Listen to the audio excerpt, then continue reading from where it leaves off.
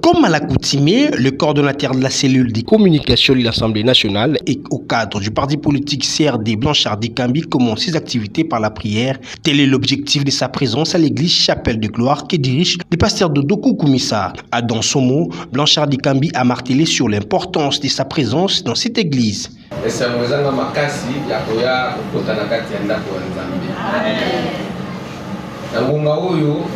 bazo potana kuna kuka badien politique ba positionnement politique mingi bazo ka les passer à lui bazo kende place ba okende bazo kende so ba mandona et ba chef coutumier ba bandali ko komitika ngai namoni les achats la muté attaque moi na Nzambe komitika pa ya Nzambe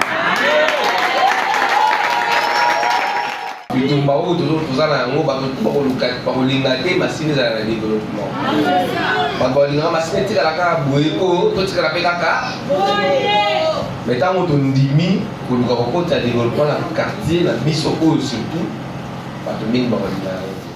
Et toute l'église a prié pour ces hauts cadres du parti politique CRD et d'une fils de Massina, Blanchard Dikambie.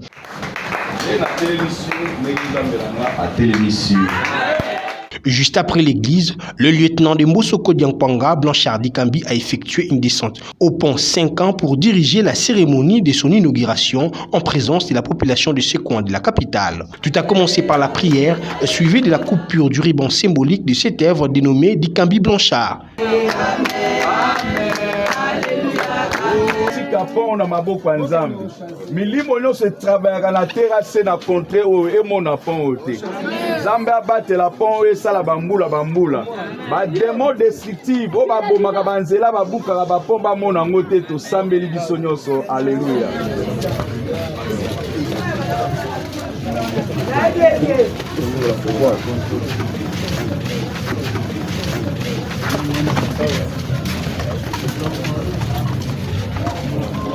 Si tobeti maboko champagne ya mwana champagne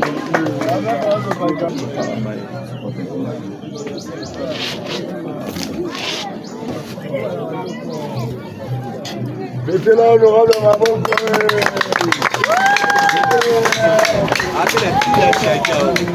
Nous avons créé cette œuvre pour sauver nos frères et sœurs de ce côté. Tel est le propos de Blanchard Dikambie qui demande à la population du quartier 3 d'en faire bon usage. tosali yango pona sauver circulation de la population à quartier 3 parce que ça fait beaucoup de temps.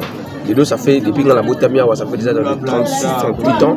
Là elle va boire ça mal à quartier. Les cas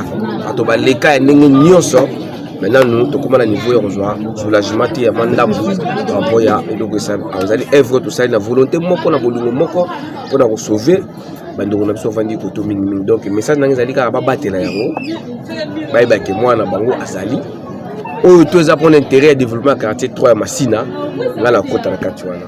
Le pasteur Dodo Koukoumissa et quelques habitants de ce coin ont réagi en ces termes. Evre oyo vraiment Nzamba pambolae akaniselae ya mingi et puis na osenga penza na biso bande kwa poto oyo to tia maboko makasi epai ya papa Blanchard Dikambie to soutenir ye resala penza malamu makasi oyo asali akoki mpe kosala ebele aza nango na moke mati bongo soki azwi ya monene seke tosepela so makasi.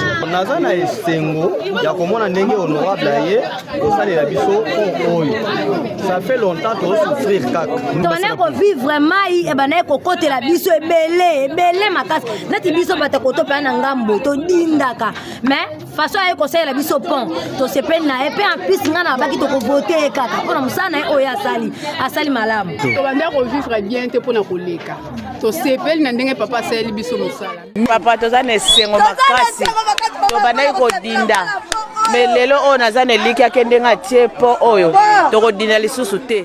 Juste après cette inauguration, Blanchard Dikambie s'est dirigé à l'église Patmos du pasteur Abraham Kouyelele, toujours au quartier 3, où dans sa prise de parole a annoncé à ses frères et sœurs sa candidature, tout en demandant leur soutien avant de lui remettre un lot important de panneaux solaires. Candidat député provincial.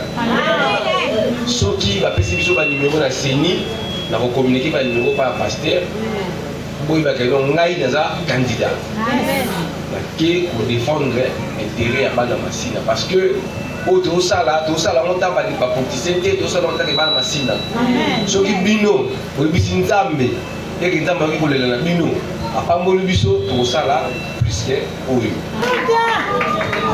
pour les actifs symboliques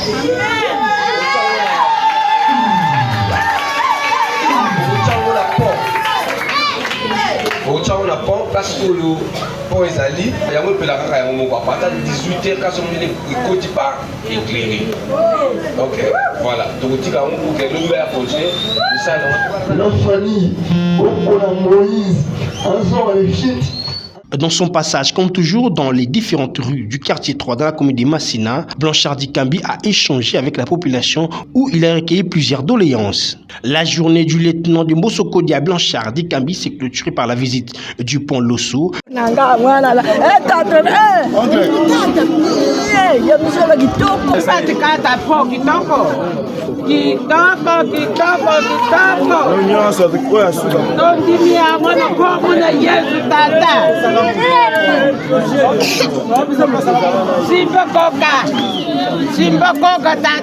Nous confirmons cette année ici, au Rosala, représentant la Bisso, le Parlement, atteint le Sénat, partout, dans l'institution, surtout la République.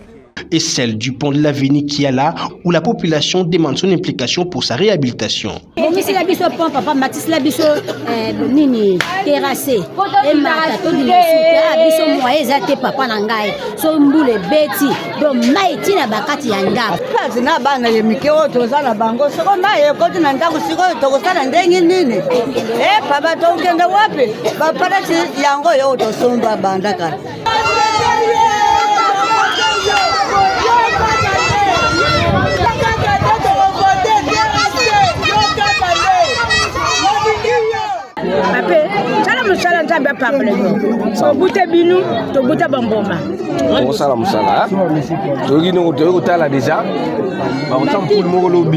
Il faut noter que la population de cette partie de Kinshasa salue les efforts de ces dignes fils de Massina qui donnent une autre image à leur municipalité.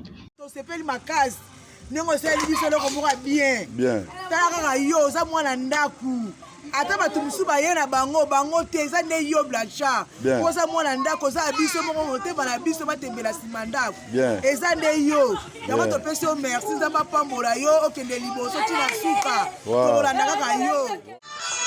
Ingénieur Guilhem Mayamba, Sunda Picture TV.